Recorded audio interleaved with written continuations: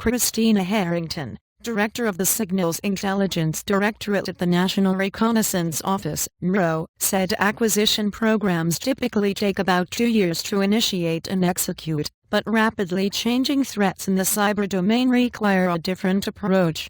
And the current acquisition process is not fast enough to keep up with the speed of the threat, Harrington said at a space and cyber conference hosted by the Space Foundation.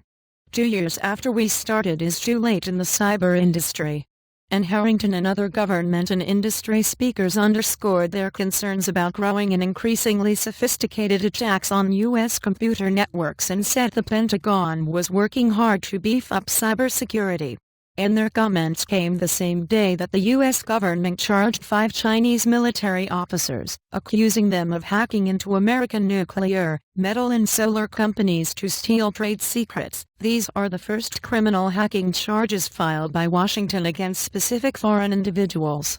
And Harrington told reporters after the panel that the NRO, which designs, builds and operates U.S. spy satellites for the U.S. military and intelligence communities, was looking at using umbrella contracts with the range of companies that would give it more flexibility to order specific work as threats arose. And she said the agency was historically focused on buying, fielding and operating the best satellites in the world, but the ground networks used to operate them needed more attention because they were increasingly complex and had become a growing target of cyber attacks. And she said she understood that lawmakers need to carefully oversee acquisition programs, but said rapid changes in the cyber world meant the government needed more flexibility to respond than the current acquisition system offered.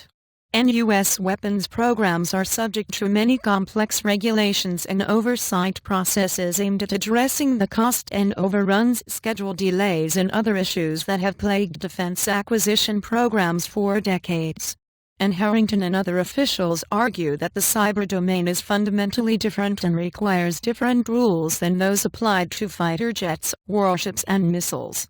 And we need to be looking at a different way of doing things, Harrington said during her panel discussion, adding that private industry was increasingly driving change in the cyber realm. And William Marion, Chief Technology Officer for Air Force Space Command, said the Pentagon had undertaken a comprehensive review of cybersecurity issues across the department and was beginning to make changes, but current acquisition rules and oversight still slowed its ability to respond. And executives at smaller companies say the Pentagon's bureaucracy also makes it difficult for them to bid for cybersecurity contracts, which tend to be dominated by big firms like Boeing Co., Lockheed Martin Corporation and Raytheon Company. Reporting by Andrea Shalal, editing by Matt Dris.